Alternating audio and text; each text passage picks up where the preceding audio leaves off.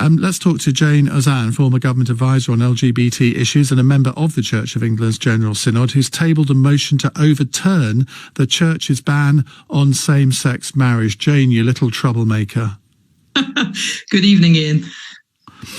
What do you think is going to happen at the Synod? I mean, take your campaigning hat off for a moment and become a commentator. What do you think the most likely outcome is? Well, I honestly don't know what the outcome could be. The Synod is split, and it's what we call a new Synod. For people who don't understand, it's the Church of England, because it's the established church, models itself very much on Parliament. So we elect people in each diocese, in each part of England, from both lay people and clergy people, and the bishops sit together. And to pass a motion as sensitive as this, you need to get a majority in each house.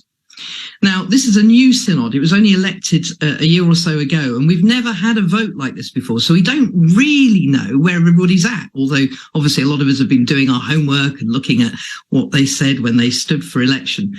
And I think what we'll see is that the clergy and the laity will want to back my amendment and ask for proposals for same-sex marriage to come and to the July Synod.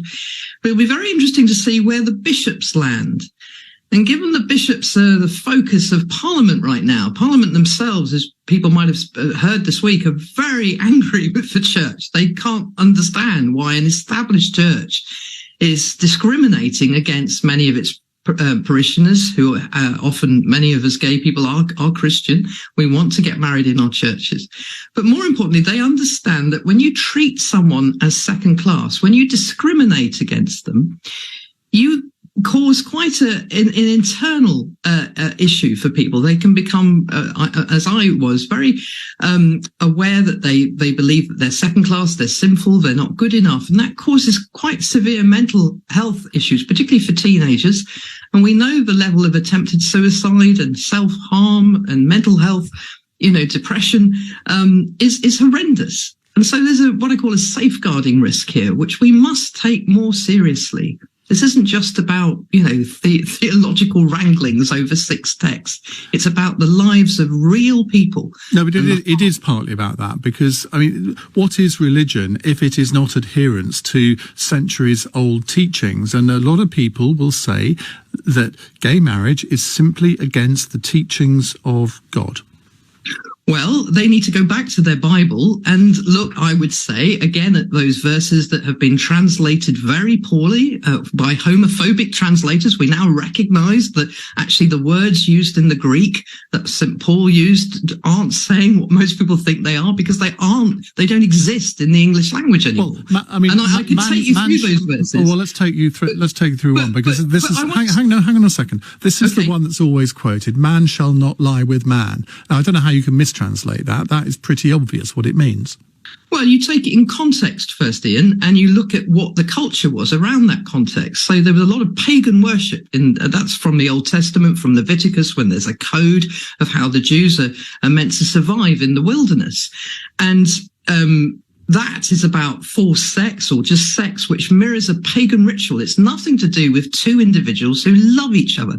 There are an awful lot of other things in the Levitical code that we don't adhere to. We wear cotton. We don't stone each other. We don't, there's a whole load of law that the New Testament, when Jesus came and replaced.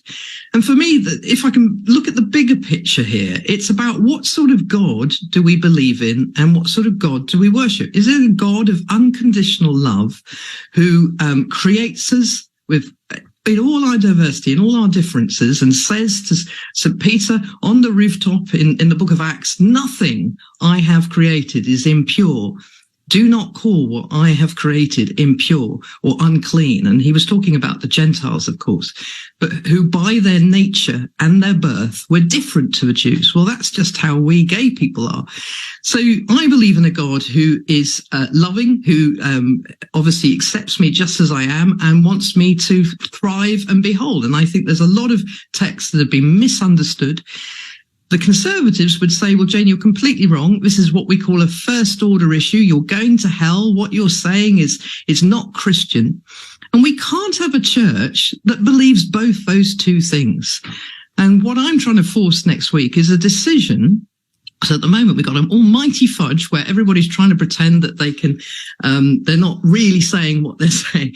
We need to decide what sort of God we believe in and what sort of church we want to be. What you're risking is a schism, isn't it? Because if you get your way and your proposal goes through, there will be parts of the Anglican Communion that say, up with this, we will not put. But we are already split in. I mean, this is the great fallacy. Not formally. No, yeah, we are. The Ugandan, I know, of course we are. And to be honest, LGBT people have been leaving in their droves for years, but we don't count, But when it comes down to the core of the Christian message is about actually protecting the marginalized, the vulnerable. And that is those who've got the least amount of power and who are being hurt the most. And in our case, globally, that's the LGBT community. If you're a black gay man at the moment in Uganda, you will fear for your life. If you're in Ghana, you will fear being locked up and probably, worse, beaten up. You will be rejected by your community. The church should be standing up for them, not for the bully boys who are trying to hold the church to ransom. So we are split. We need to be honest about that. We should never put unity above actual people's lives. And you know what? Through the centuries, Ian, we have seen churches split on, the Methodist Church was formed because the Wesley brothers disagreed. And that went on and it frightened the Quakers. And I think we are at that split again. Okay. And that's what we have to decide. Jayne, thank you very much for joining us. That's Jayne Ozanne there.